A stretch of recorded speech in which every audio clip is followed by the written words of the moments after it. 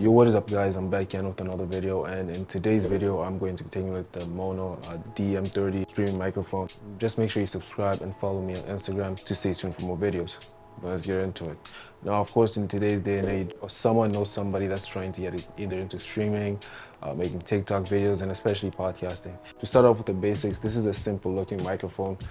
It's rather just straightforward, but the only awkward part about it, I'd say, is the placement of the ports, which unless you have a microphone stand, the USB-C connection port is a little awkward getting placed at the bottom, and also the button to be able to change the RGB colors. Now, of course, that at the same time is to minimize cluster and not to put too much at the front of the microphone. We can just make it look a little awkward and just make it a little off, so you can understand the reasoning in that direction of things. And of course, the plug-in port is USB-C. The plus side for especially streamers is the fact that there is zero latency mode, and that is especially important when you plug in your headphones, because then at the same time you'll be able to tell just exactly how you sound, but with exactly no delay, and it'll just make it so much softer and easier for you in the long run to just be able to hear the audio accurately, to be able to adjust it quicker and simplify it in whichever way that you want. Now, the dial at the front is not the volume dial, it's actually the gain dial, and that just controls the volume of the input,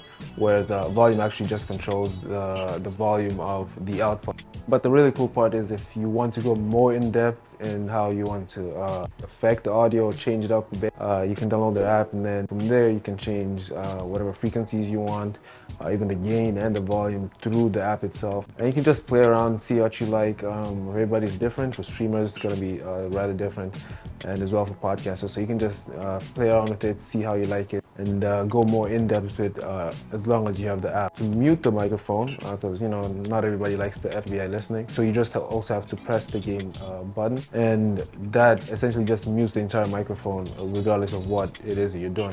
Now, my only concern, and the one that I did have, is the fact that it only has one side of it that's connected to actually the bass, and of course it is really sturdy. There was and still is no imbalance, but the only part that did concern me is the fact that it's just connected to one side, so you may feel as though it can rather be unsturdy or unsafe when it comes to using it. So if you're someone that does want to use a boom arm, which is highly recommended, I would personally recommend for you to have either a microphone stand or a boom arm just to use.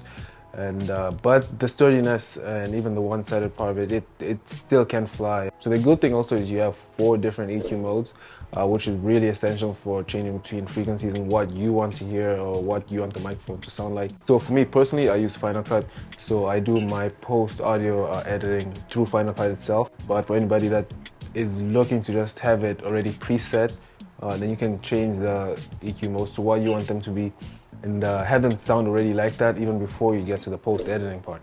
And last but not least, it also is compatible with a variety of devices, not just PCs and Mac, but pretty much anything that can connect to USB, as well as anything that has a USB-C connection port as well. So connectability isn't an issue at all with this microphone. And not only that, but for anybody that does have their own setup, it is recommendable to just use a boom arm, just to place it how you want it, because at the end of the day, just having it on its own stand is pretty good. It also has rubber stoppers at the bottom to kind of absorb the shock and vibrations, mouse clicks, and keyboard types. But at the same time, once you have your own setup, it just feels comfortable to make it your own. And so in that aspect of things, I would definitely recommend having a microphone stand, just for more adjustability and definitely for more versatility, right? You can be able to shift it how you want, put it whatever direction you want and angle you want. Not to say you can't do it with the current bass, but it is just a limited amount. So you'd have to go further beyond if you have already a boom arm or a personalized microphone stand. So there you have it for me. Honestly, I think this is the recommendable professional, simple microphone. Honestly, anybody can use it. It's a straightforward plug and record microphone. So this doesn't have to be anything exclusive for professional streamers or beginner stars. This is something for all can use. I really do think it is a pretty fair to use microphone.